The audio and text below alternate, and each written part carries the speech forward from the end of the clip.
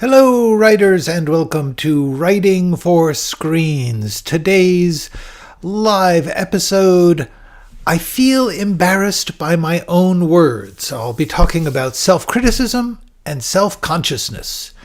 My name is Glenn Gers, and I am the Chief Operating Everything here at Writing for Screens, a channel that I have created in order to try and take the skills, tools, insights that I had to figure out for myself in a 25-year career writing for TV and movies. On my way out of the business, I am trying to leave behind all of those things that I had to figure out. For those of you who are figuring it out now, the way I've done this is here's a screenshot of the channel. As you will see if you scroll down, there are playlists with bright colored thumbnails. Let's give a close-up of that. The first three, as you scroll down, when you get past the For You will see Screenwriting Essentials, Screenwriting Tools, Skills, and Craft, and The Process, Being a Writer. Those are the first three playlists. And each one of them is full of 10-minute videos, which are lessons on specific topics: genre, flashbacks, character, dialogue, instinct, thinking in scenes, dramatic action. And you can see them all here because the thumbnails have the title and the topic in great big colorful letters, so you can't go wrong. Everything in there, there's 50 of them total. Together they take on basically everything I can think of to tell you in whatever form I can, in short 10-minute lessons with lots of little bits of things to think about, things to try, things to note, so that you can figure it out for yourself. There is no system. There is no order to watch them in. It is simply a lot of stuff for you to try and look at as you are interested, because you've got to figure it out for yourself. There is no right or wrong way to be creative. This is all that is part of what it is to be an artist. In order to be an artist, you can't just follow rules, fill in the blanks. You have to figure it out for yourself, because you're going to be different than every other artist. You're going to take things from all sorts of places, hopefully some from here, and you're going to use it your own way, in your own circumstances, to do your own kind of work. Everyone's different. Everything is different. We are even different at different times. There is no rule. There is no track you can take and say, this is it. If I stay to this track, I will be safe. You're not. You're an artist. You're never going to be safe. You have to figure it out for yourself. You have to make choices for yourself. That's what I'm here to do. Try and help you do that. Try and give you some comfort and company along the way. Okay, so let me quickly take on a couple of hellos. Having finished, I'm trying I do this little spiel to give people time to sign in. Every Wednesday, I come here and do these live streams at 1 p.m. Pacific time zone. I also have got a Substack. That is where the action is. Please join the Substack. And there is a book version of these classes, and I hope you will buy it. The information is in the description below on how to pick up your own copy. All right, let's just do a couple of quick hellos. Hello, Ghost Productions. Trivik Hip, I'm sorry, your name is very long, so I'm just going to call you Triv. How can screenwriters effectively tackle new challenges and stay relevant in today's rapidly evolving industry? I'm going to get that after I take on today's topic, which I am bringing in, so I hope you can hang on. My main answer is going to be, by the way, that the main thing you need to work on is trying to figure out what you do well and doing it well, how you do it, your process, your projects. Today's rapidly evolving film industry means you can't game the system. You can't say, this is what they want, and therefore I'm gonna do what they want, and that will save me. It's not going to save you. What they want is changing, as you point out, rapidly, so fast. Every couple of months at best, the entire paradigm is changing for what is wanted. So you can't do that. The answer is you got to be really good at being you. You got to learn as much as you can about what you can and can't do, and you got to produce as effectively and as continuously as possible so that if what you do and what they want can mesh, you will be there. You need to have your skills. You need to know your process. You need to work on your stuff. And you need to put it out there continually. You don't want to wait for permission. You don't want to it is all changing. The companies are changing. Things are coming and going. So all you can do is be you as well as possible. Try and learn as many skills and tools. Get as comfortable with the process of writing. That is my basic information. I will try and take on some of that more later. Let me get into some other hellos. Hello, Ghost Productions. You finished your sci-fi screenplay. Congratulations. Working on your novel and your comic book. Bravo. Keep going. That is cool. Okay. Patrick, written my second screenplay, a 70s set psychedelic comedy thriller inspired by Sorry to Bother You and Pynchon and Fleming. Excellent. That is great. That is great. I love Sorry to Bother You. I've never read Pynchon, but I'm a big PTA fan. And Fleming, I've read everything. I'm exhausted but excited. Now it's time for another draft. Yes, take some time away though. That is most helpful. Hang on a second. I got my mic turned up a little loud. It must be going over there. Hi, Nishaj. I'm very tired after my second draft, but I'm trying to write every day, but it's not easy. Do remember, give yourself a break now and then. You will be refreshed, and you will come to it stronger if you do not grind so hard that you burn out. It does not help you, especially if nobody's like giving you a deadline and you're just working your own way. Do it in a way that's healthy for you. That is going to make your best work. Okay, hi, Arfang.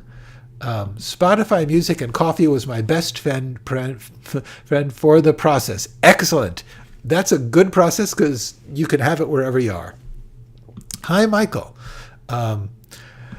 Ghost Productions suggesting for the question earlier, you have to stand out, I think. Genres are, in the words of Hector Barbosa, more like guidelines than rules. Yes, the question of how to stand out, though, I'm not sure. I truly don't believe that at this point, the world and the industry are so busy that is impossible to be that different that you can go in untold, unknown directions. I do believe that the answer is be good at what you do. Be good at what you do, whether they want you to or not. Do what you do, whether or not they want you to, so that when they come to you, when they stumble upon you, or when you finally get a door open, you can say, I'm doing it. I'm this. Here I am. Look. And they will then go, oh, well, he knows what he's doing. That is the key. Okay. But hang on, folks. No questions for a while. I do want to talk about the topic that I brought up. Okay. Tizzy, I love that you love the channel. Thank you for being here. I'm really glad. It's the first time meeting you. Yeah, I'm trying out a bunch of different mediums to find my groove, but I'm gravitating more toward visual mediums. It's good that you're trying different ones so that you can say, oh, this is me. That is excellent. Hello, Leah. Celebration hour as each time. I return to my left-to-side draft way below zero. That's okay. That is good. Welcome, Leah. I'm glad that you're here. Hello, Steed. Good evening to you. Have you watched Atlanta? I love Atlanta. I think the writing is amazing. Brief talk about Atlanta, but then I do want to get to our topic of that I have chosen. Oh, Krista Krebs is here. So Atlanta, let me just briefly say, Atlanta is brilliant. The thing about Atlanta, which I love, is that it is not meant to please everybody. It is meant to please the people who made it and the people that they know. They are saying, let's see what we got this incredible opportunity. They broke through in a big way. And Donald Glover and his collaborators said, let's do what we do. And if people don't like it, cool. And if they do, it will be us. It will be real. We only have this opportunity now. Let's take it. Okay, so hang on. Okay, everybody's got to pause for a minute because I have a specific topic which I have chosen for today's episode. Reminder. And I'm going to get to that. Then I will get to your questions. Okay. But anyway, I think the writing of Atlanta is brilliant. The thing I love about Atlanta, it starts out narrative, but then it breaks down into like sort of cubism, little fragments of this reality of all these characters, exploring all sorts of different avenues. It's just brilliant stuff. Okay. Ghost Productions is learning what stories I like to tell, which is good. Excellent. Christy Krabs, good. I am glad you're here. Everyone else, hang out a bit because we are going to focus on something that Christy Krabs brought to last week's episode. I will give you a quick reminder. Christy wrote, I don't know why, but I haven't been able to write/complete a single page. Whenever I start, I quickly feel embarrassed by my own words. I've begun grammar checking every sentence I write, even this one.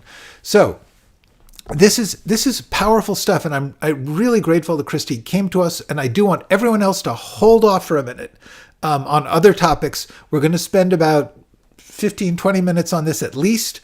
Chime in on the topic, but don't bring in other stuff right now. Okay, Christy. The first question I want to ask you is, you said, I feel like I need to check the grammar of every sentence. And I wondered, why check the grammar? What is that going to get for you? What is it that you think checking grammar is important? And we should talk about that. But is that because you feel somehow that you're not educated enough, or that there's a proper way to do things? Please explain that, because it's a very important part of this that you said that. And I don't want to talk about, I'm going to talk about what I want to talk about, but I don't want to miss what your actual situation is. Okay. So everyone else, hold on. I see you. And I feel you. But you got to give me a little time. Okay. So until Christy Krabs answers that, I'm going to talk about this concept here. I feel embarrassed by my own words. In other words, self-consciousness, self-criticism. Not just I'm aware of my own words. I don't like them. I think they're somehow bad. Or what's interesting is the word embarrassed. Because it suggests to me a sense of exposing or revealing yourself to others' view. People are rarely embarrassed if they're all alone. You're embarrassed because of other people. One of the things I want to get to immediately when you talk about the first thing is, I want to point out that I have gone into this question of being unable to write, feeling like you're not good enough, feeling like there's some perfect thing you're supposed to be doing in many, many other episodes. So please check the description below for links to them. Okay. The first thing I want to talk about is when you are feeling self-conscious about your work, the thing that you need to first get into your head is it's your work. It's not you. Okay. Your art is not you. It is a thing you make. It is separate from you.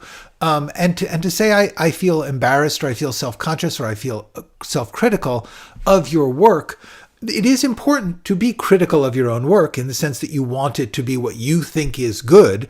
Very possibly you want it to be what other people think is good.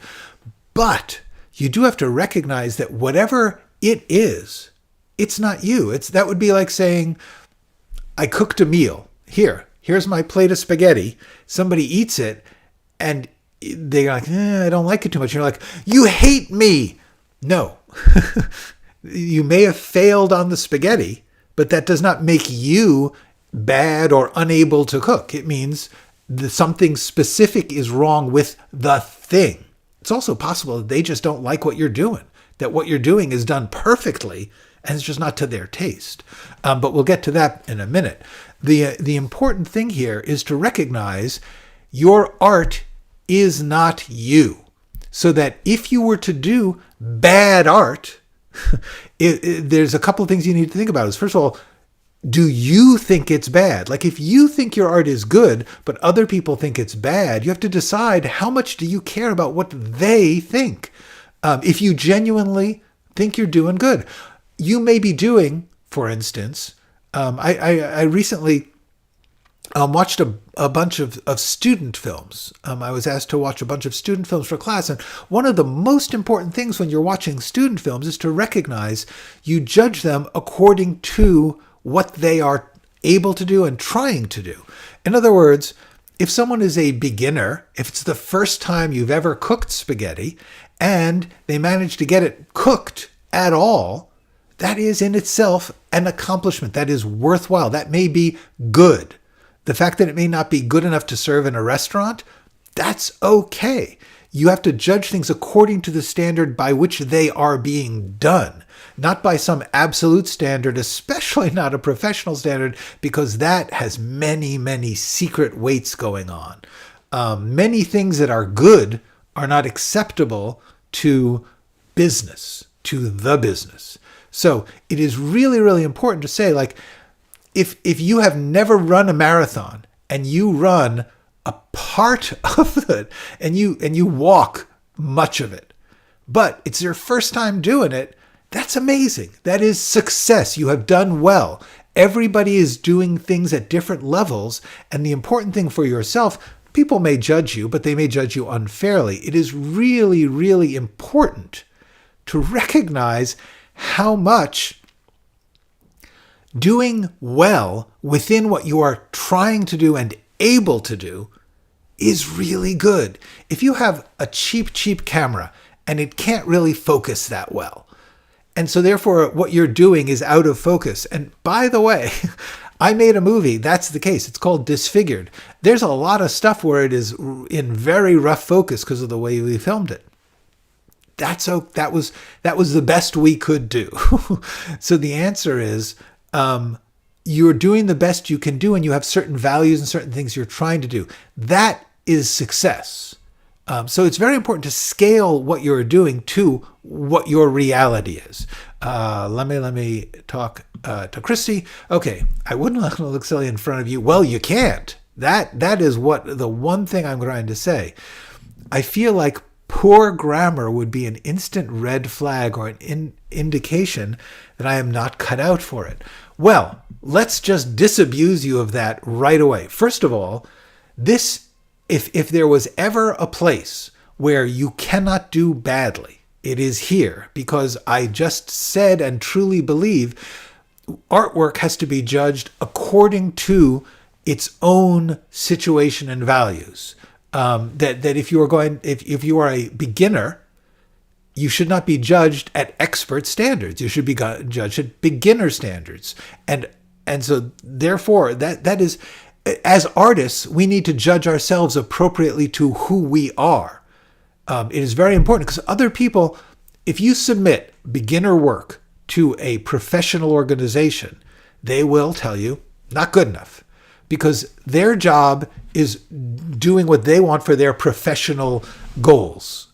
But your job as an artist is to do the best you can and then do the best you can the next time. So you need to be the ultimate arbiter. You have to figure out the scale of values that you're working on. You have to recognize that other people may not know that scale or may not respect that scale, but then you have to take their criticism with a good amount of skepticism and say, they're judging me inappropriately to what I am doing. So that is really, really important. The next thing is, in creative writing, grammar is really not very important.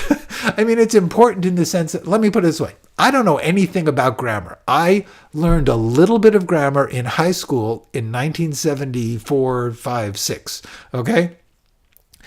The way of teaching grammar has probably changed since then. It's 50 years.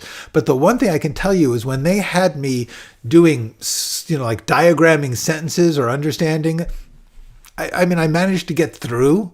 I immediately forgot everything they said because grammatical propriety is of relatively little value to a creative writer.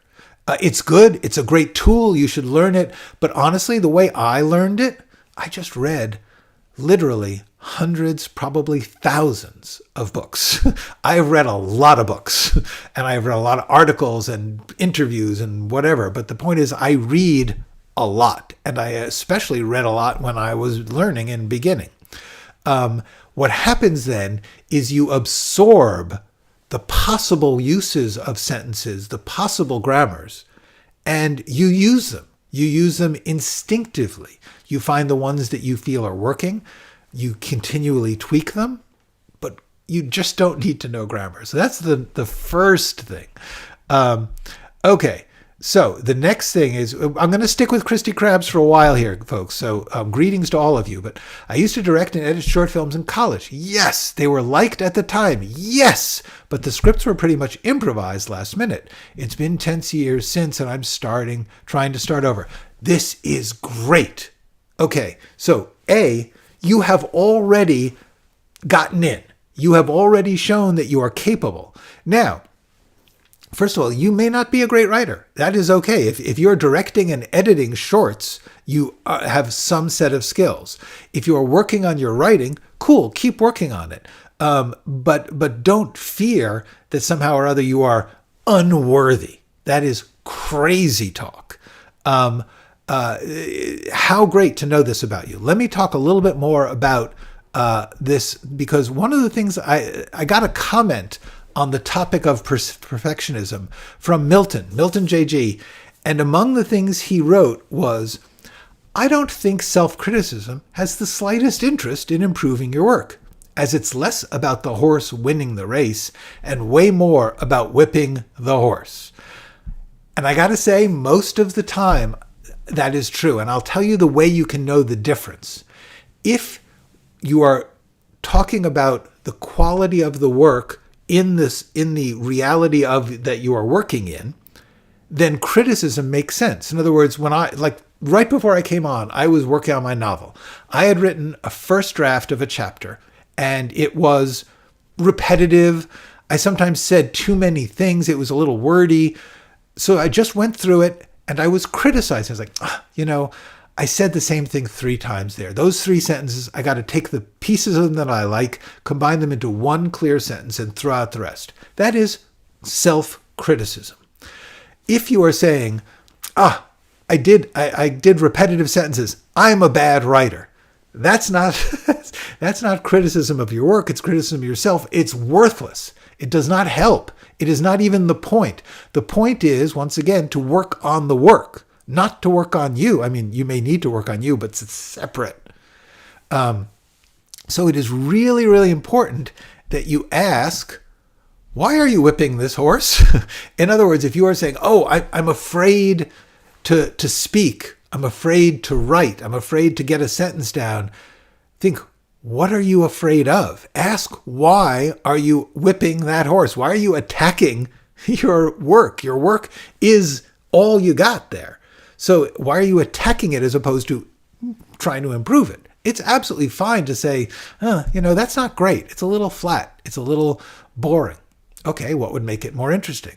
But to say, I am afraid because it is boring, I am afraid to have it exist and to delete it, that's not being an artist. That is whipping the horse for the pleasure of whipping the horse. The example I just gave, what we're talking about there is the concept that you are so afraid of failing or being criticized or being judged or laughed at or excluded that you would rather do nothing. I am going to beg you to not do that, to do something even if it gets criticized. I will tell you, everything gets criticized and judged all the time. Luckily, those criticisms and judgments don't really matter.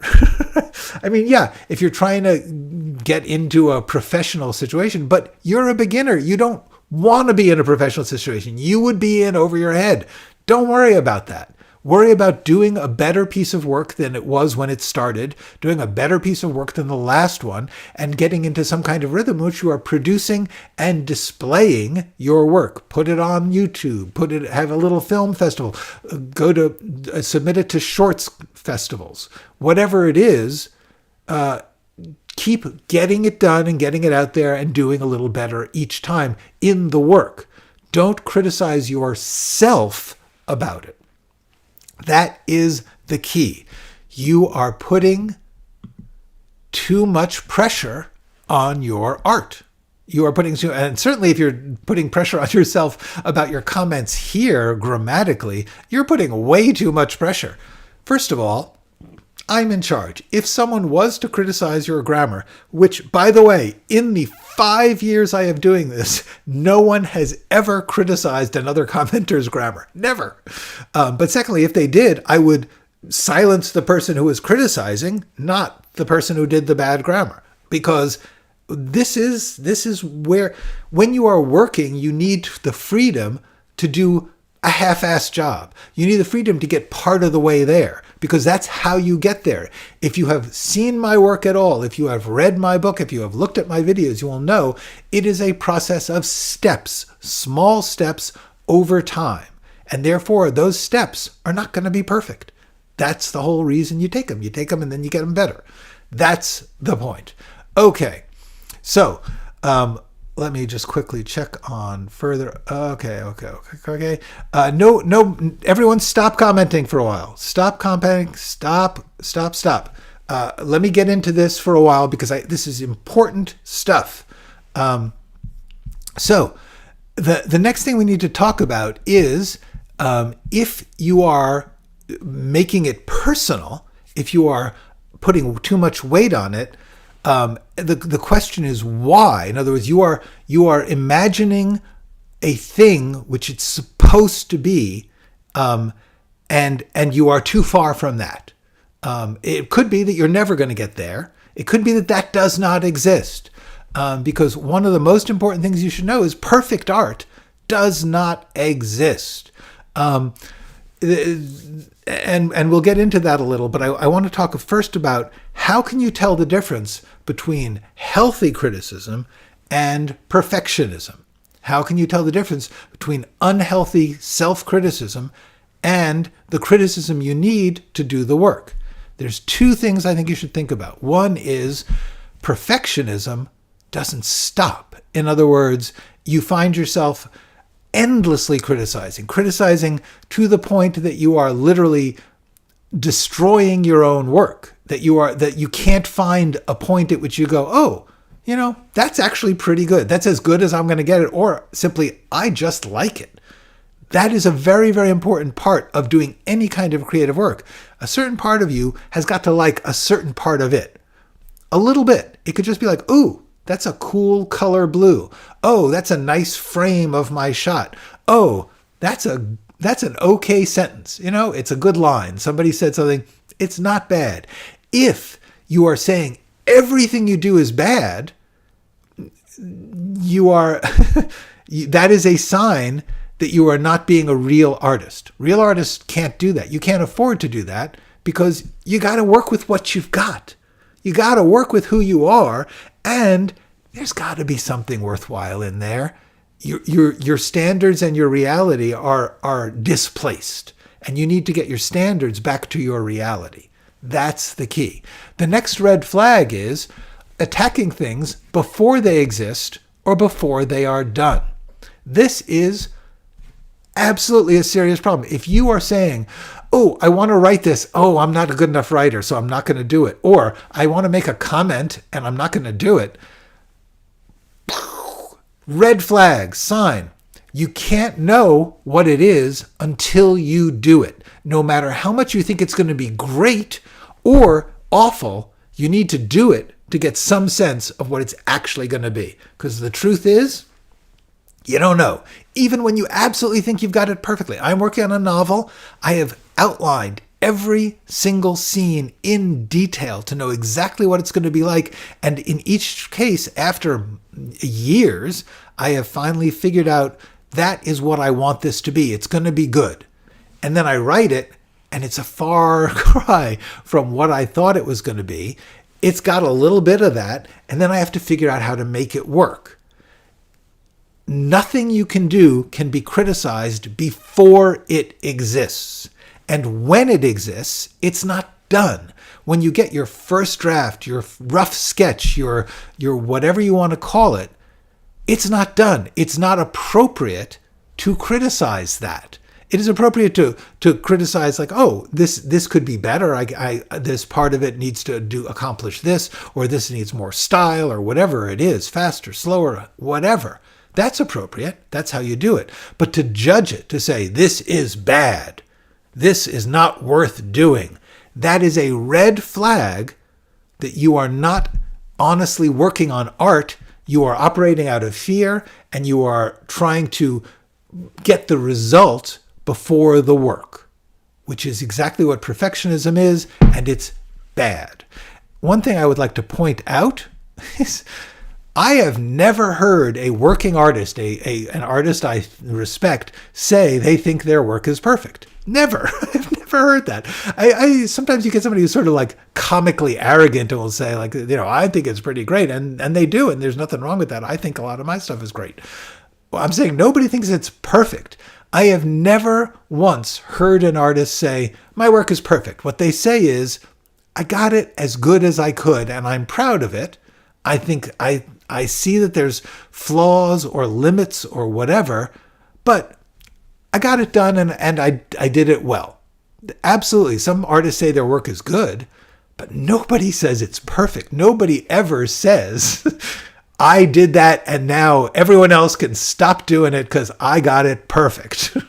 That's just crazy talk. So if you're thinking, I need to make it perfect, just remember, no real artist ever thinks their work is perfect. So you're trying to do something that artists don't do, that no good artist has ever done. You know who says that's a perfect piece of art? That's a perfect thing? Fans, critics, theorists, teachers, influencers, people whose job it is to rank and judge, and they're not doing the work. They don't know what it's like to be an artist. They're having fun with arranging things on the shelf. They're having fun with putting things above other things and arguing about it. None of them is being creative. Oh, they might be creative in their theory, but none of them is making the stuff. And that's the only people who say, that's a perfect piece, ever. And if they say perfect, like if some artist says about some other artist's work, my God, I think that's perfect. Like, oh, my favorite artist, they're perfect. They did a perfect movie. They always say that with a knowledge that they're talking about, what they're basically saying is, I really like that a lot. I think that's very, very good. Not perfect. The other thing you should think about perfectionism, about self-judgment, is you never hear somebody say, I'm a perfectionist in a positive way. Almost always, it's an excuse or a problem or a complaint. In other words, it's like, I can't get this done because I'm a perfectionist. Or, I'm unhappy because I'm a perfectionist about my work. As if they're sort of trying to spin it so that my taste is so good, my values are so high that I can't work, which is at best bitter pride. Okay, I'm just too good at judging to be able to be creative. Get over it. That is what being creative is getting past that self-criticism. Honestly, when somebody says they're a perfectionist, essentially, to me, that's like somebody abusive saying they're being abusive to help you, or they're being abusive for your own good. That's there is no version of perfectionism which is good. There just isn't. There is a version of perfectionism in which you are saying, within my set of values, and me being the only judge, because the truth is, even if I say something is perfect, someone else will say it is not perfect. How do you square that with this concept of perfect? It's a matter of opinion. But even if you just say one person's opinion, one set of values, one piece of work, the way you know that it's perfectionism and not just hard values is it never stops. In other words, I can't write because I'm a perfectionist. That's the problem. The problem with endlessly, never-endingly saying I must criticize more is there's three things. One, there's a philosophical concept called the ship of Theseus, which is if you have this ship and one by one you take one board or another board and you replace it, you make it better. Eventually, you will have replaced every single piece of the ship, and it will no longer be the ship you started with. You'll just have a whole new thing. Is that thing good enough? No, you're going to keep replacing it. So you're endlessly making a new thing. And even if you did somehow make it perfect with all these new things, it would actually not be perfect because it isn't the thing you started doing. The other thing is there's a thing called Zeno's paradox. Zeno's paradox says, suppose you are trying to get someplace, and every time you take a step, you cut it in half, so that you're taking a smaller and smaller and smaller step. You'll never get there. So if every time you are criticizing a little bit more, you will never get to the end of it. The whole point is at a certain point, you have to give up on the cutting closer and closer and closer. You have to stop putting yourself and your judgment over the work. You have to care about getting it right by being itself. Okay, so these are my main thoughts about this, but I'm going to give some positive steps. Hold on. Christy says, it's not something I ever did till AI showed up and became so accessible. I started using them for emails and whoop, escalated pretty much to everything. I have stopped now. Good. Good. Yeah, stop. Because if you get AI to write your work, you're not writing your work. And yes, you may get it done, but it's not your work. So stop that. Definitely. Okay. I'm just quickly scanning for any Christy Cripps. Okay. I'm going to now give you a bunch of steps you can take to fight self-criticism, self-consciousness, and perfectionism. Get ready. Here they come. Okay. The first one is don't erase yourself. Okay. Flaws are what make art. There is no such thing as art which is so good it is A, unflawed, and B, not particular. In other words, the things that we see in someone's art that we love, Kubrick's cold intellect, Spielberg's suburban boyhood wonder, Spike Lee's ranty lecturing style, any artist who is known or respected is also known or respected for things that some people can say is a flaw. In other words, there's a lot of people who don't like any of those artists for the very things that makes them them. Christopher Nolan's twistiness. Each one of those things, some people will say, my God, that's amazing. That is the best ever. And other people will say, I am checking out. I am not interested in that. That is the thing. Those flaws are what make them artists. Those flaws are what make you, you. And that's what you're bringing. Every choice you make, someone's going to hate it. So don't erase yourself trying to please everybody or trying to be safe. Next thing, perfect art is as good as you can get it in this moment. Like I said, every single artist I have ever heard of says, yeah, I wish I could have gotten it better, but I couldn't. The ways that you fight this are ask questions. What is this whipping for? Is it realistic to hold myself to this standard? What if I did not criticize myself? What would happen? What would be the worst thing if I actually finished a piece of work and showed it to people? What's the worst that can happen? Why am I trying to attack it before it exists? The next thing is I really suggest if you are facing self-criticism or self-consciousness, just dodge it. Just put it off. Just say, okay, I know this is crap. I'm going to probably throw it out, but I'm going to do that later. I'm going to do the hating part later. And then get some distance. Dodge. Honestly, almost everyone has said this. Every artist I've ever known, every person. if you are working on something and it feels crappy, you set it aside for a bit. When you come back, you will find some piece of it that's not bad. The next thing is, don't grind and don't stop. Grinding means I'm going to get this piece right, even if I have to spend 100 years going over it and over it, which is really Ship of Theseus time. You are just grinding it into dust. Grind a little, get something good as best you can, but then keep moving. And don't stop. Do keep moving. Don't grind on it. Don't stop. If you're having a bad time, keep moving. Go forward. Do a little more. Pile it up. Get some different pieces of it. Don't grind and don't stop.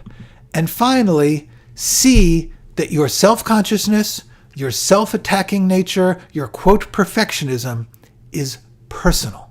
It is about your personal issues. It is about your fears or your wishes. You are so anxious to make a living as an artist that you are not recognizing the reality, which is most people don't, and those who do, it takes a lot of work. It takes 10,000 hours. 10,000 hours is going to be years of practice. That's the reality. So therefore, do it. Get into it. But recognize that if you're saying, I can't do it because it's not going to succeed, that's a personal problem. Because the truth is, every single artist is constantly facing the possibility that they will not succeed. Okay, that's it. Those are my main thoughts. I am now going to go back and try and catch up on all the things that everyone has said. Thank you for your patience. Okay. So, for instance, Trivikram, I'm just going to stop that. The name's too long for me to say. It's not too named to exist. How can writers uncover and craft compelling stories from personal experiences they're hesitant to share, but know hold a unique depth and intrigue? That's a great question. The first thing I would say about that is disguise. In other words, whatever it is that's personal can be in some way artistically disguised. For instance, if you want to talk about your bad relationship with your parents, but your parents are still around and they would be hurt, but you put that into a medieval story about a king and his heir, or you put it into a film noir about a guy who's working for a big boss, and the boss is like a parent figure, you can take those feelings and thoughts and put them in there. Just on a very basic level, if you are uncomfortable, you're hesitant to share it, make it not you. Even if you're writing about yourself, it is going to not be you. So it is very important to make sure your art is not you. Even if it's autobiographical. I wrote a whole novel which was autobiographical about a lot of my life, but it was also spun up to a new level in which my humiliations were worse, my ambitions were grander, my mistakes were terrible. And my mistakes were pretty bad, but they weren't as bad as the character. In other words, even small things to disguise, to give yourself a comfortable distance, because that is what art is. So I would really say, do always work from personal experiences, personal feelings, personal visions. Even if they're not about you, your personal feelings are crucial to what you are doing. But on the other hand, when you turn them into art, you are transforming them. You are turning them into something which has its own limits and rules and needs, and the blending, the way that your personal experience gives texture or power or emotional weight to those artificial things, is honestly what makes great art. Let's put it this way. Cézanne, the painter, would paint still lifes in his home or his studio. He would take some apples, they're his apples, they're real, and he would paint them. At the point that they are painted, they are no longer the real apples, and they may become very different. But even if they don't become different, they are becoming different by being in the artistic form. So therefore, I would say, if you are hesitant to share a personal experience because it would be embarrassing or shameful, then disguise it. Give it to a person who's not like you. Or if you are going to have the main character be like you, have them do things that were not like you. Disguise, transform. That's how you do it. And everyone should be doing it. Okay, Ghost Productions is struggling with self-doubt currently, but it's probably because I was in my head too much during the second draft and my brain is recovering from my 2-week deadline that I assigned myself. Yeah, this is exactly what I was talking about. Get some distance, dodge it, do something else, and then come back to it. The main thing is to recognize, if you are an artist, something that you do should be at least somewhat good for you. Like, you should say, like, if only I like that I got it done. Like, I got this play written, and this play is awful, but I got it written. Well, that's cool. But then in your awful play, was there one scene, one line, one idea that you did like? That's where you start. That's perfect. That's the thing that you hold on to, that you start to say, well, now I need to get the things around that to be good too. But I've got one thing I am not going to replace. I'm not going to throw out, that I'm not going to destroy. Just one little thing a day. Just one little thing. Eventually, you'll have a bunch of those things, and you'll begin to get a sense of, this is what it is to be an artist. What it is to be an artist is you just get a little bit at a time. Sometimes it comes in a flood. Sometimes you get a lot, but you still get some and don't get some. So, Anasalarbi. Please tell me if I'm getting anywhere close to pronouncing your names correctly. Anasalarbi says, I would like to thank you for your educational content. You are very welcome. I have truly benefited from it. I am a writer from Libya, and I am looking forward to a way to get my content to production companies. Cool. Nice. Thank you for being here. I'm really glad if I have helped you. I don't know what production companies are like where you are or where you are trying to get to. I can tell you about American production companies a little, but I can tell you that it is better to start locally. Start small. See if there's any production anywhere within reach of you. If your entire country does not have any production or does not allow access to its productions, this can happen in some places. See what's close. Is there some group of people from your place, your world, working somewhere else? And if so, can you get in touch with them? I'm just saying, start small. The way that you get into professional work is to start small. Start with students. Start with independent feature films. Start with independent shorts. Start with people make it DIY. Whatever is available in your world. And if there's nothing available, DIY. Because people are going to want to see how you do what you do. And eventually, not right away, after many, many steps and many, many tries, you may get someone who says, oh, there's some talent there. When I was starting out, 12 years of people saying, you know what, that script, there's some talent there. I see the talent. You're not ready, but keep going. Maybe we'll do this, we'll do that, whatever. But it was still 12 years after college, well into my efforts to be a writer, 12 years in which I was learning and doing and showing and getting some encouragement and a lot of rejection. That's part of the game. Ghost Productions, you have to set the drafts down after writing them. Yes, it needs time to cool off before rewrites, so you forget the plot lines and the major plot points. Yes, and also so you forget the language. So you forget, you have to come at it as if you had never seen it before. And that's hard because you have seen it before. But distance, and especially distance in which you do something else, write something else and then come back to it, it's like it washes your brain. Hi, Thomas Lewis. Yes, life does get in the way. Don't worry about joining late. Okay. Germany Football Rocks says, how is it possible to judge for yourself?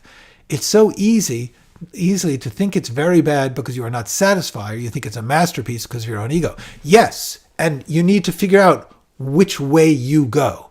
That you may be like me. I tend to like my stuff too much. I tend to be like, that's good enough. That's great. But I know other people who just hate everything they write. The main thing is to be aware of your tendency. If you are feeling the same thing all the time for different work, that means it's your feelings in charge, not the work. You are not actually responding to the work. You are just kicking off a familiar feeling. And that is when you have to say, I can't trust that particular judgment.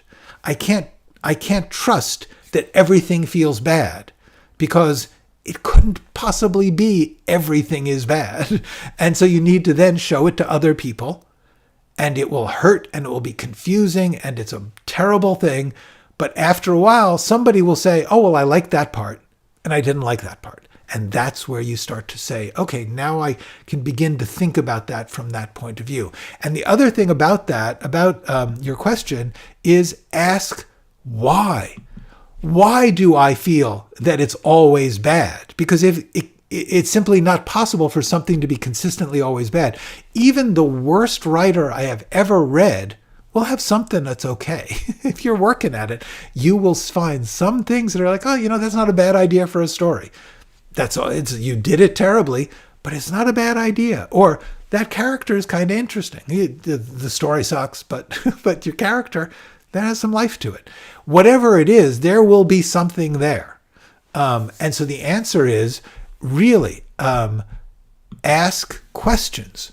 What is this for? This self-hatred or this self-ego? What is it for that you are doing that? Is it realistic to say everything I do is bad? No, it's not. It's simply not realistic. What if I did not do this? What if I did not criticize it? If I know that I feel bad about everything or feel great about everything, what if I didn't? What if I just said, I'm not going to decide good or bad. I'm just going to do it. Try it. Okay. Michael says, okay, and it is getting late, so let's slow down on the comments, take a break, let me catch up. In the first draft, as long as you understand what you're doing, you don't have to worry about it. You have to define before you can refine. This is true. You got to get it out there before you can make it better. You cannot make something better that does not yet exist in a form outside of yourself. It has to exist. It has to be words on a page. Then you can start to mess with it. Okay. Thumper says, I am always embarrassed, even if I am not doing anything. I just have to be in public. When I need to communicate, face-to-face is best because I can register their reaction. Next best is the phone. Yeah, cool. This is knowing yourself. Some people, honestly, they never ever feel any fear of judgment. That's not a great quality. We should be trying to read other people, but we should not. If everything that you are reading is negative, then you have to recognize how much fear you are bringing. That's the thing. Embarrassment is fear. Embarrassment is, I fear that someone is judging me. And what's worse, judging me for something I can't change. I look the way I look, I talk the way I talk, and they just reject that. Well, here's the thing. No one will be rejected by everyone. If you ever get a chance, there's a movie. Let me see it. Let me just tell you about this thing. Hang on. Boom. I'm going to tell you about a different man.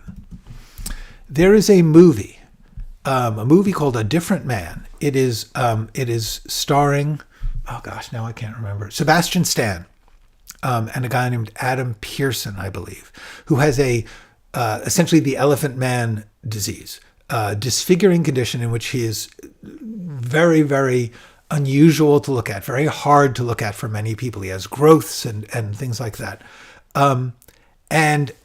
So Sebastian Stan plays a man who has this condition, wants to be an actor, and eventually,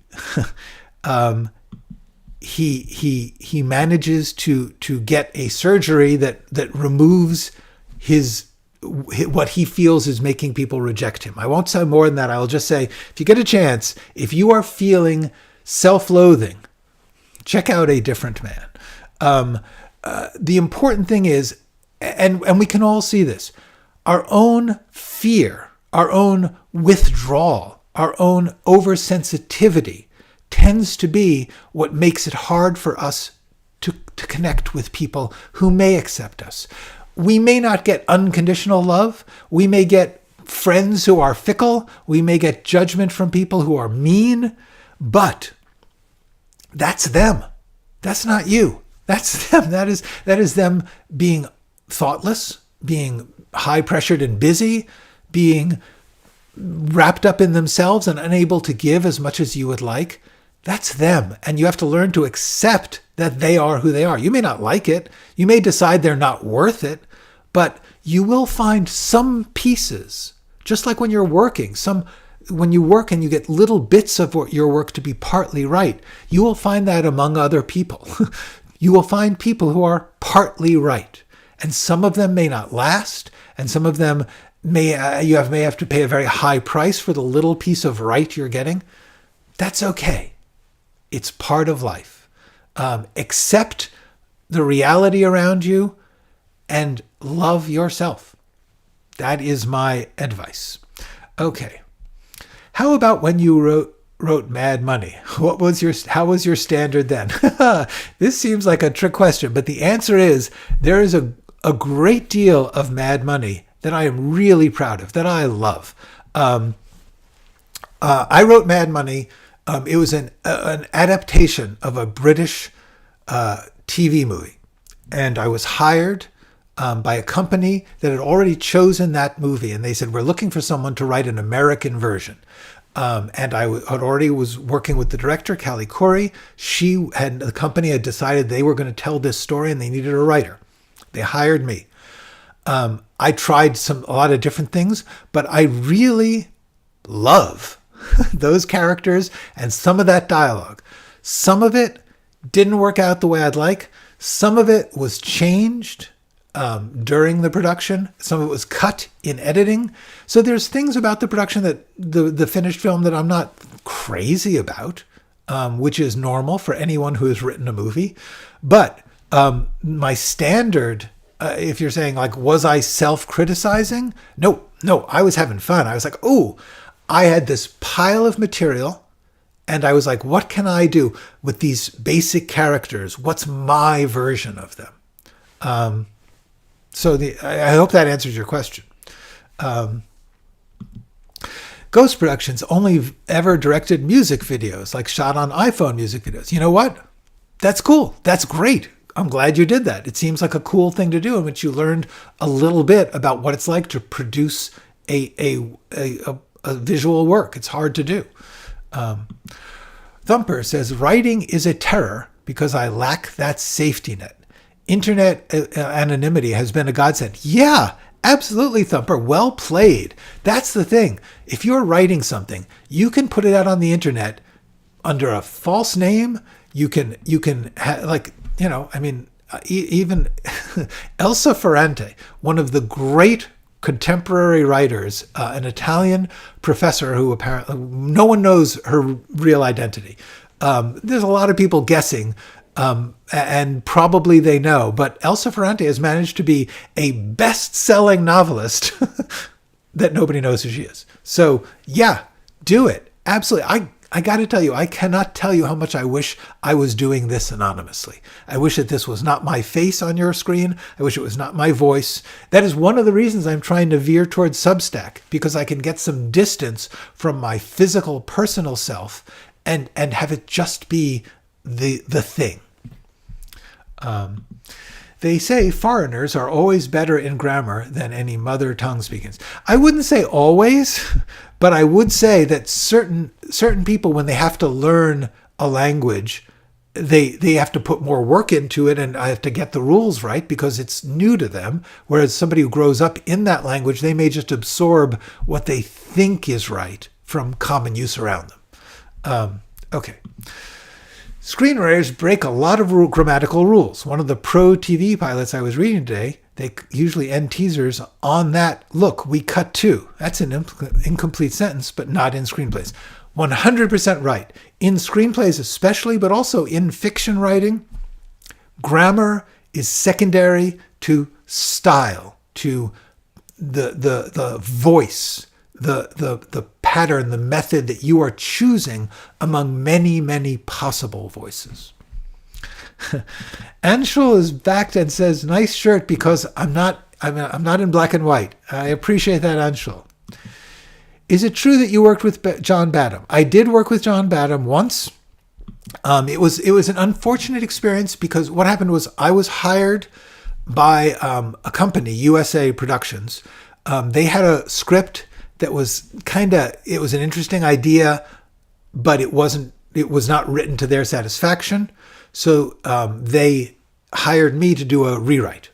So that's the project that I was working on, that John Badham was assigned to direct. I don't know if he was involved already. I don't think so, but maybe. Anyway, the point is I did a couple of drafts to please the company, to get my version of it out there. They liked it. And then they brought in John Badham to direct it. At that time in my life, I could not leave my home. I had a young child at home. I had a lot of stuff going on, and I did not feel like leaving to go to the shoot, which was in Canada. I live in Los Angeles. So what happened was John Badham, who I really, really love some of his movies. I mean, love. I love Saturday Night Fever. I love Nick of Time. And a lot of these are not great, but they've got energy, they got style. I was in awe that I was meeting this guy. So I meet John Badham for one meeting. It was at the Beverly Hills Hotel restaurant, and the star of the movie, Jean Triplehorn, was there.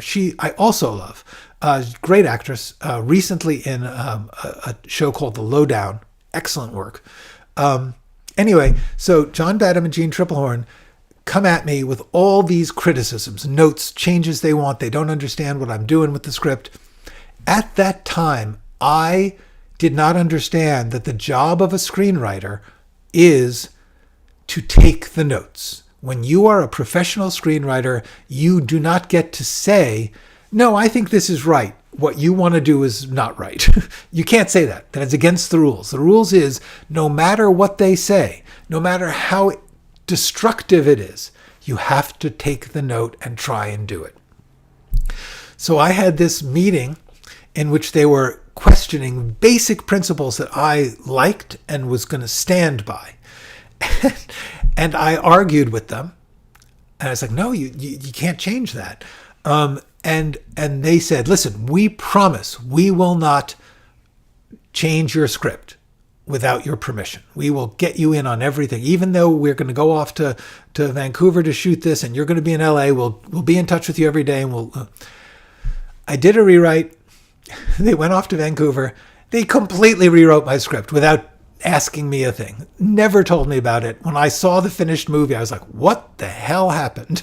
There's about 50% of what I wrote there, much of it misinterpreted, and then a lot of it just changed. So my feeling about John Badham is he lied to me. But on the other hand, I didn't understand my job, which was to listen to what he wanted and what Jean Triplehorn wanted and see how I could try and bring their desires into the script to do rewrites. That was my job, and I did not do it. So my experience was he was extremely nice at this meeting, and then he just didn't ever talk to me again. Self-criticism is just depression. I remember Tarantino or some famous filmmaker made that statement in a random interview. To a certain extent, that's they're close relatives. You can be depressed without self-criticism. You can be depressed because you feel, I am great and no one appreciates me. And that can still be very depressing. Depression is also a specific illness. And so I would say self-criticism is often a symptom or a result of depression, but it can also exist on its own, or it can cause depression. Okay. Jay Lee, that's me. Hi. Been watching your videos for a minute, but first time catching you live. Yay! I'm glad you are here, J. Lee B. Me. That's me. Thank you. Bruno Fernandez says, I have a similar problem. I want to rewrite the first sentence in the opening page to perfection and wasted 3 days just to get that right. Okay, here's the tricky thing, because I run into this too. When I am writing the beginning, the first steps of something, I will very often waste a week or more getting that first page right. I will just go over it and over and over it. But the thing is, what you are doing there is you are making choices about what you want to do. You're saying, this is going to be my style for the piece.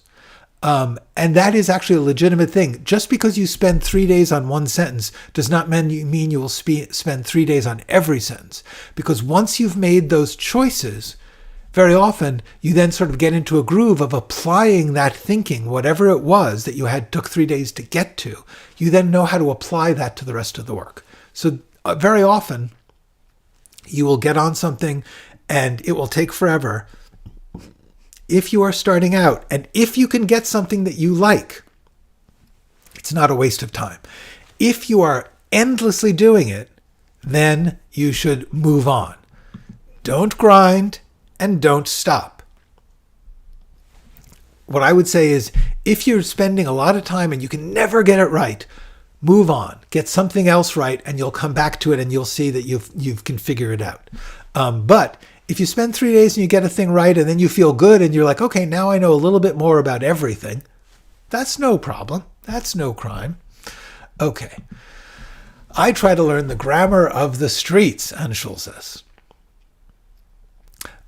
As in how people talk.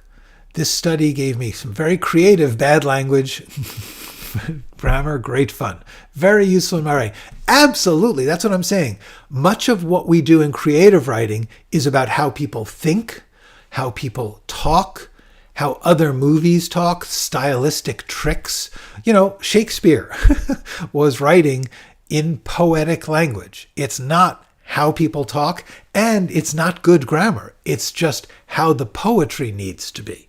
So the answer is, yeah, you choose your language, you choose your style, and it does not have to be proper. Okay. Celie Jack says, Bruno, I started to write mystery stories and I had the same issue. I brainstormed 100 ideas for what the mystery is, but struggling which is the truth, I choose. Exactly. Making art is making choices. And at a certain point, if you are grinding, if you are stuck in one spot and you can't make a choice, first of all, just make one arbitrarily. You can always change it. You can always redo it. But do something to get out of that panic place.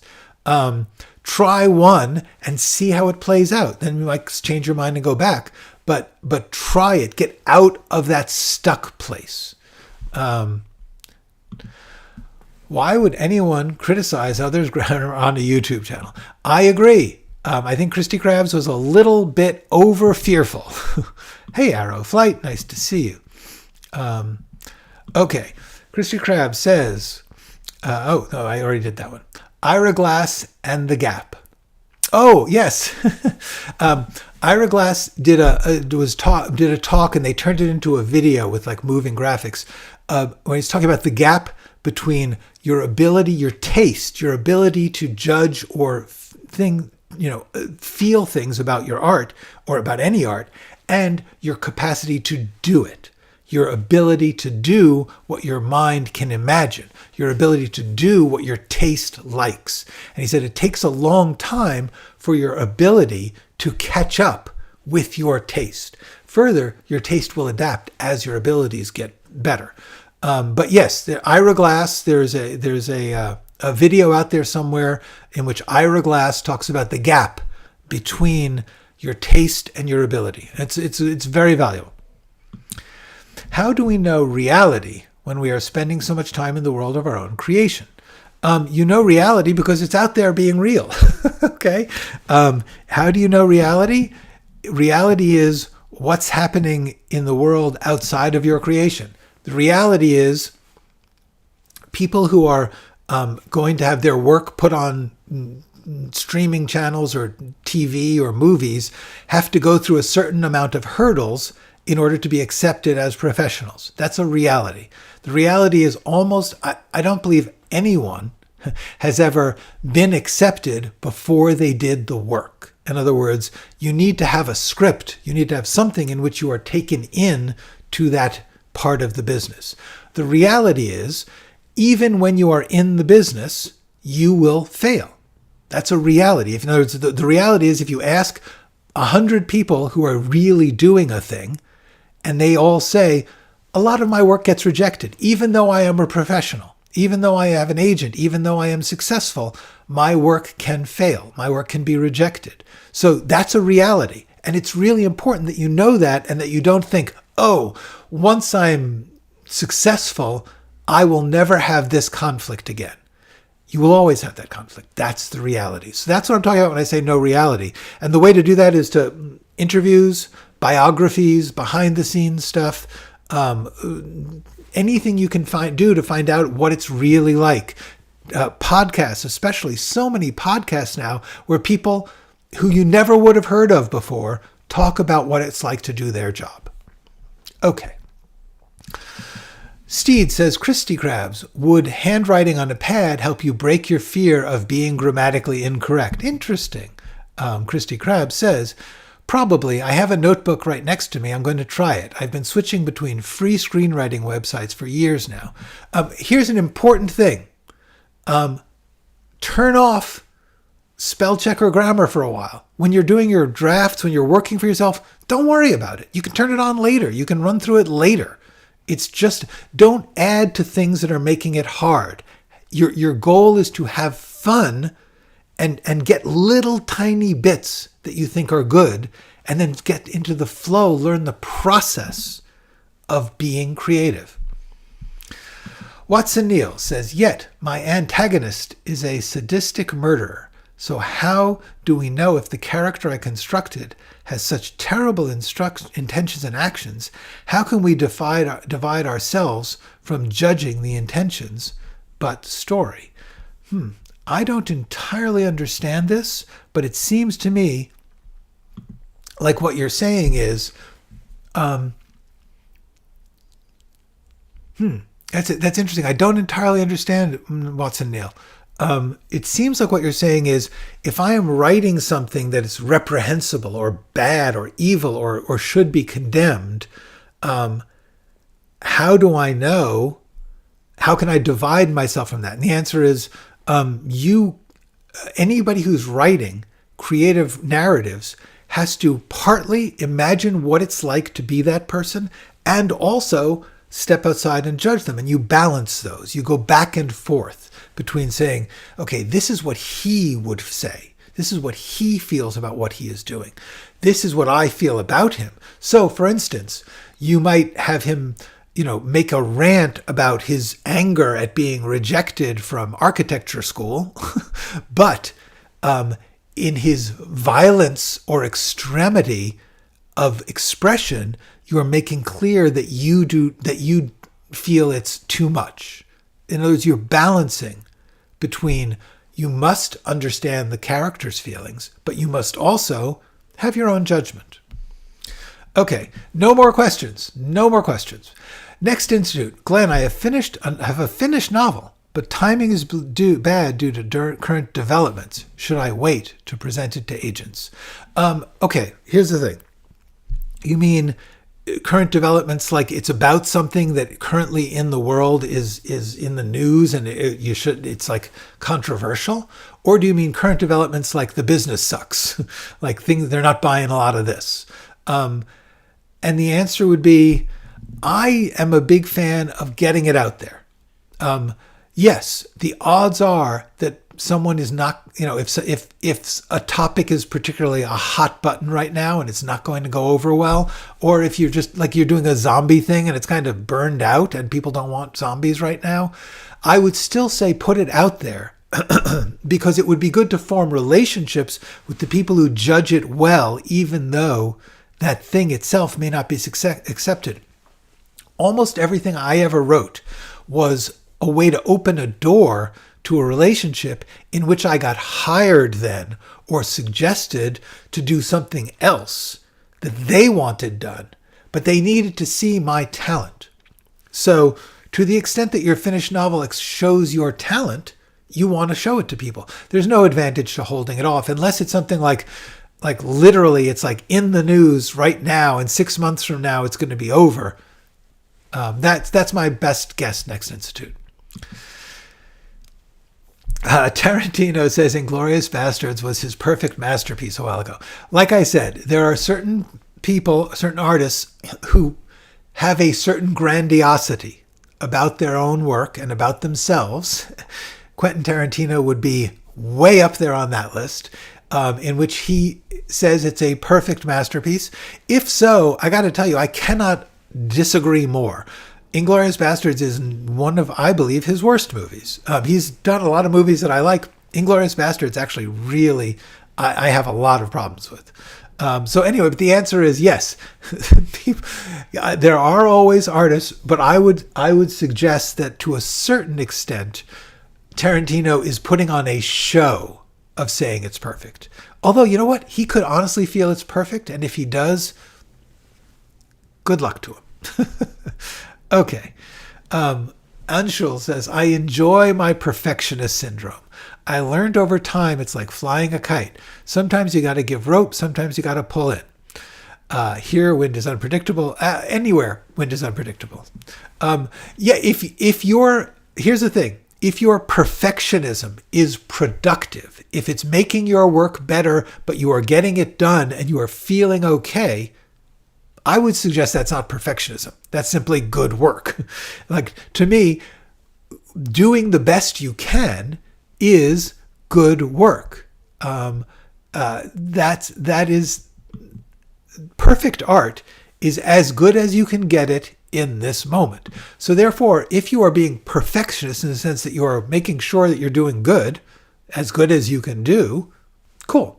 Perfectionism, I believe, is that most people who use that term it means that you can never, ever get it good enough. And that's not good. I've learned to stop putting my, Ghost Production says, I've learned to stop putting my favorite creators on a pedestal by watching Adam Savage. Art takes a ton of work before it's ever shown to the public. Yeah, this is true. It is good to see interviews and behind the scenes and learn about anyone who you are creatively interested in, because you will be amazed at what you did not know it took to make what you think was just easy or perfect or the way it should be. You look at it, you go, oh, I see how they did that. You didn't see it. You have no idea how they got there. And it's always going to be interesting and surprising. Okay. Steed says to Christy Krabs, I think that's a great idea in terms of changing your form of writing. In his case, writing by hand. I spent 5 years doing my PhD. My supervisor and I went over every word. I hired 2 people to go over typos. My advisors still found typos. Exactly. There is no perfection. Robert Freeman says, this reminds me of Flexer abusing the students in Whiplash. Oh, yeah. And claiming it's for their own good. Exactly. Right. Yeah. No, that's actually interesting. Whiplash is a personification of perfectionism. And as such, Whiplash is a really good movie because to view with this question in mind, because you should feel mixed feelings about the end of that movie.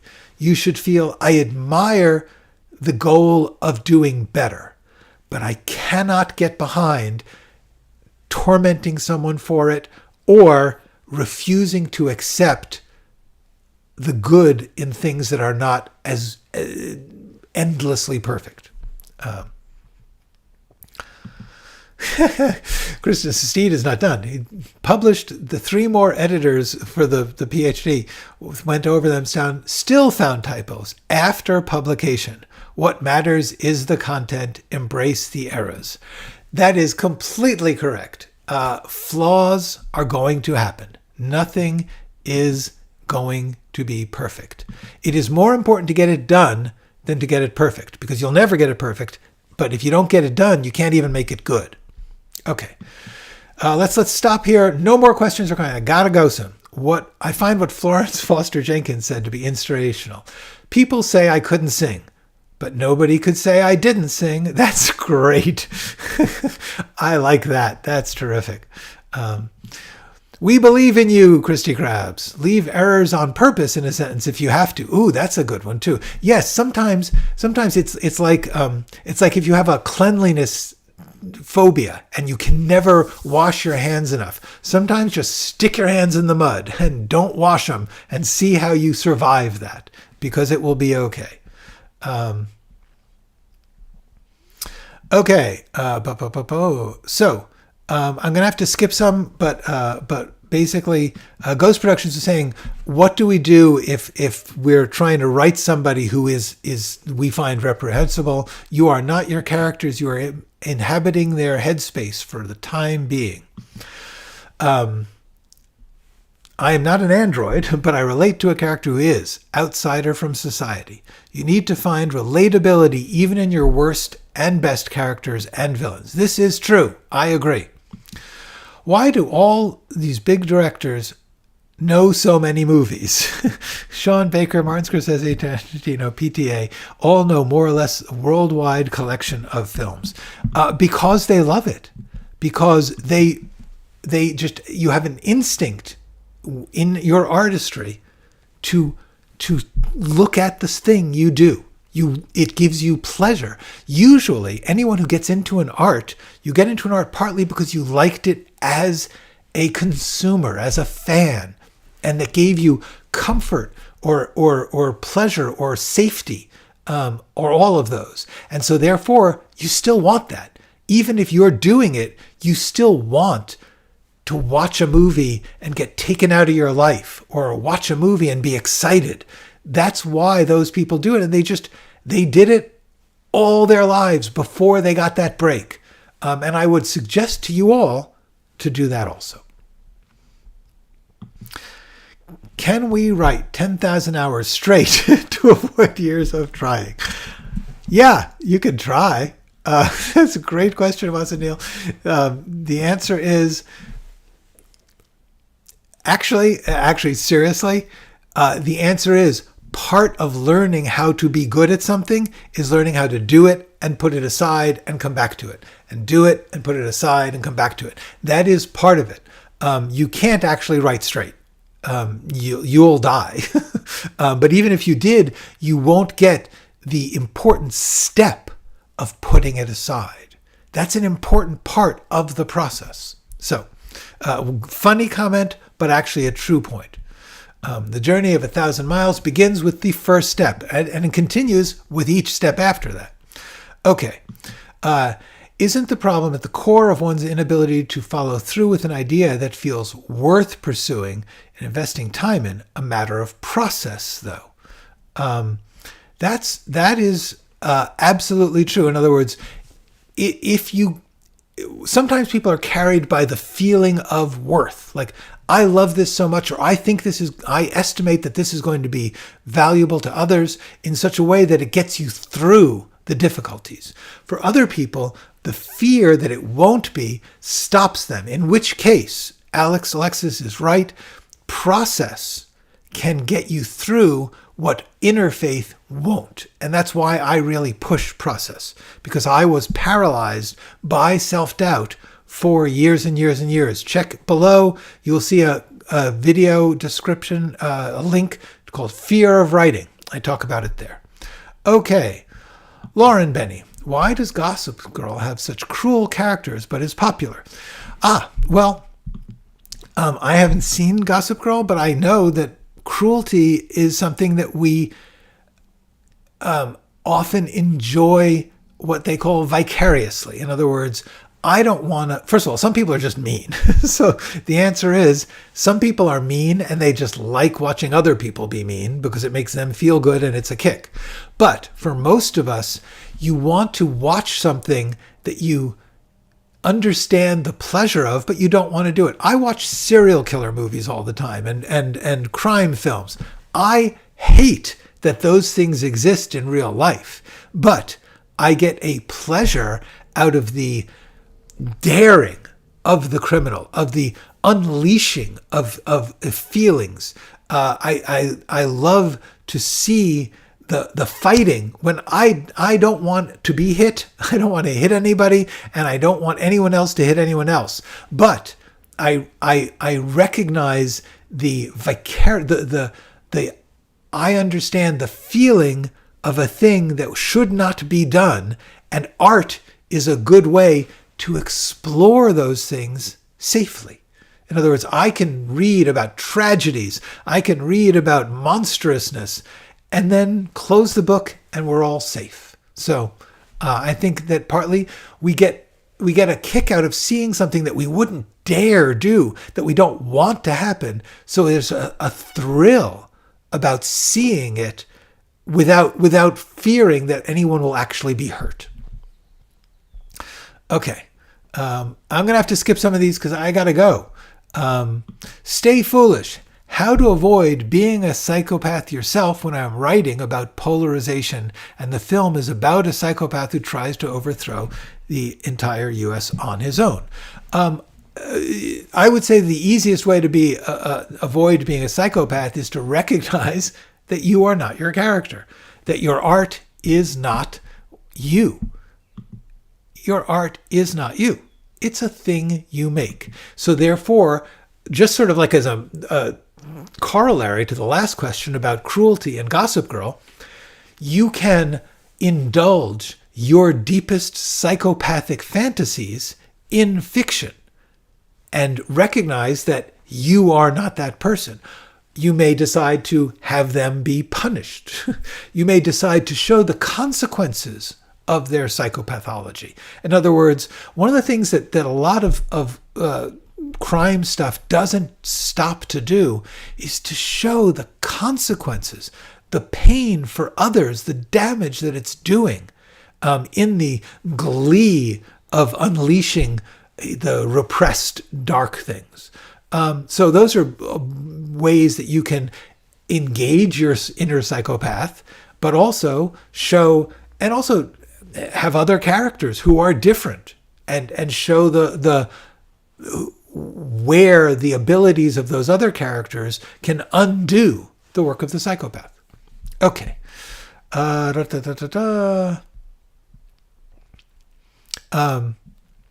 Ghost Production, I'm not going to be able to get into that yet. I'm sorry. There was a Japanese film that was just recorded with a webcam. Yeah. No, we are at a place technologically when you can make a movie. And so regarding the question of how do I get to break in, if you're in Libya or anywhere else, the answer is do some work, write some scripts, make some stuff, shorts, web series, whatever you can do it and keep doing it and keep getting better and keep showing it to people to see where it's better and where it's not. Okay. Christy Krabs, thank you so much. It really means a lot. I've noted it all down. I'll follow through. Great. Please do be in touch with me, Christy Krabs. If you have other issues, just reach out to me through my website, writingforscreens@gmail. This is a safe space. Yay. Christy Krabs, if you have questions or problems, writingforscreens@gmail. Hold on a second. Bada boom. Or go to writingforscreens.com and push contact me. Okay. How did Paul Thomas Anderson make Boogie Nights at the age of 26? Is he God? He is a tremendously talented person. There's just no way around that. Tarantino, who I'm not actually thrilled with, but he's very talented. Most of our great artists, they have more talent than we do. I mean, I've got talent. I don't have that much. I wish I did. I thought I did, but I don't. But the answer is how? They're talented and they keep working. They keep doing stuff. Remember, while Boogie Nights he was 26, he had been making movies for years before then. Shorts and private things, and then he made a whole feature, which so anyway. I find that my writing often stems from a theme or a concept I'm interested in. Ideas about living fulfilling lives, the state of our world. Any advice for methods to tease out the characters? Jaylee, that's a great question. hold on. The first thing I would say is my stuff, my videos, my book. You will find there's several, certainly the character video or chapter in the book, character arcs is another one. Also, there's one about when you talk about ideas, theme. Also the concept of revelation. Anyway, Jaylee, that's me. Please, I gotta say, read my book. Or if you don't want to read my book, watch my videos. The first 3 playlists, once again, they're here. The first 3, as you scroll down, the ones that have the 10-minute videos, not the live streams, but the short videos, that's where you're going to get all the tips on how to do exactly what you're saying. Okay, I got to go soon. Art is a living entity. It's a way to perfection. Greeks called it kalos, the purest form of beauty. The artist is a warrior, has to understand battle with his own imperfections to learn himself. Know thyself, like a hero. In a movie, the process of becoming better.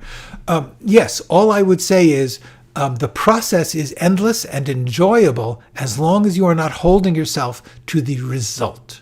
If you are saying, I need to be perfect, that process, since it never ends, will frustrate you and fail. So the important thing about that concept is that considering art a living entity means it's not going to get done. You're going to continually be doing it. That is exactly right. Okay. End. With all the backlash that AI is getting, do you think it is better for writers to avoid using it altogether in the writing process? I have to tell you, I know some writers who do use it. They use it what I would call ethically or responsibly or sensibly. But I personally would say, yeah, if you can, at least at the moment, don't use it. Or if you're going to use it for research, fine. I personally would advise, unless you have a really good, strong process. I have to tell you, the ones I know who are using it in a way that makes sense to me are people who are already good, skilled, professional writers, and they know how to keep it in its box. So, almost done. We got to stop. Greetings, Mr. Hello, Lake Filter. I only caught the tail end. I swear I was waiting for the live stream notification to pay up. We'll be posting my question in the comments. Nice to see. What happened to black and white? Well, this is technically, I'm working on it. I'm exploring and experimenting. I'm going to try some things which put me in a box on the side. Okay, Slino Productions. Thank you for this lovely live stream. I'm curious on how you personally use italics, bolding, and underlining to enhance your own screenwriting and improve the presentation of it. Okay, in my scripts, I use italics for emphasis or to separate out. For instance, if I'm saying this is what somebody thinks, or I'm saying this is a flashback, I might put it in italics to visually separate it. But otherwise, I use it for emphasis. But bold, I honestly only use if it's something like a sign or a text that you're reading on the screen. I save bold for something that's so distinctly different that you would, like, I wouldn't use bold for emphasis. Italics is the standard way to emphasize. The other way that you can emphasize in screenwriting, which you can't do in fiction, but you can do in comics, is all caps. For instance, I can do that, and can is in all caps. And underlining, honestly, I wouldn't use underlining. Underlining is supposed to represent italics. In the days before we had computers, when you could only type on a typewriter, there was no way to do italics. So they used underlining because you could go back and underline with a typewriter. So underlining indicated italics. And when it was set in type, it was turned into italics. So I personally wouldn't use underlining because it's confusing. I would say emphasize with italics or all caps. Don't use underline or bold for that. I wouldn't use underline much, honestly. I hope that helps. Okay, gotta stop. Ghost Productions. I'm not going to be able to get into all of it. I've been reading about shared universes, parameters. Love about shared characters in universes. They allow writers to work in an established world where they get their lore and make their own characters to add to the world. Not like fan fiction per se, but people working on a universe together. That's actually a cool idea. I'm interested in thinking about that. I wouldn't be able to handle it because I would want to control everything and change everybody else's stuff, and I would hate if anyone changed mine. So therefore, it's bad for me personally, but it's such a cool idea. I got to say that's great. Elena Ferrante, yes, indeed. What color? Yes, I know. Okay, Ghost Productions. I can't do it. Okay. Hello, Cabby's Tales.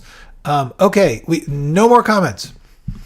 I asked you a while ago what to do with a pilot I wrote for competition that didn't get anywhere.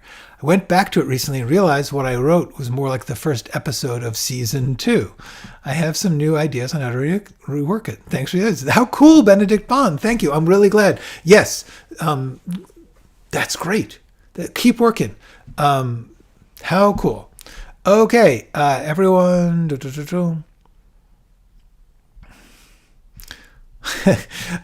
Ghost Productions, when talking about the question of separating ourselves from characters, says, you are literally judge, jury, and executioner. You are the god of your universe. That is a very good answer. You are allowed to you should recognize that as you are going to be judged as the god of your universe. So that if you reward evil, people are going to say, man, that's some demonic god. On the other hand, sometimes, as in a tragedy, you will show the painful triumph of evil, but nobody should walk out of that feeling, yay! Okay. Good. Everyone's saying thank you. Oh, good. I believe in myself a little more. Excellent. Okay, this has been fabulous, but it has been more than I can handle. So I'm going to say, go write something.